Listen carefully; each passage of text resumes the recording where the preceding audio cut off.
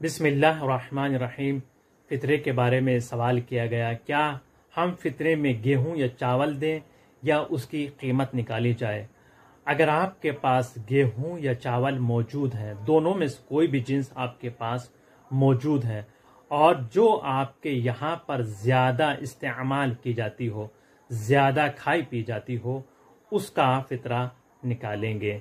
लेकिन अगर आपके पास गेहूं या चावल मौजूद नहीं है तो आप उसकी कीमत मालूम करके जो पैसा है वो पैसा फ़ितरे का निकाल देंगे।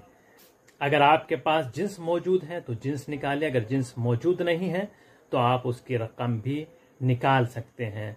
3 किलो गेहूं या चावल, और अगर वो नहीं निकाल रहे हैं आप तो उसकी कीमत 3 किलो का जो पैसा बनता है, चाहे गेहूं हो या चावल हो, वो आप निकाल सकते हैं, किसी गरीब को दे सकते हैं जो मोमिन हो।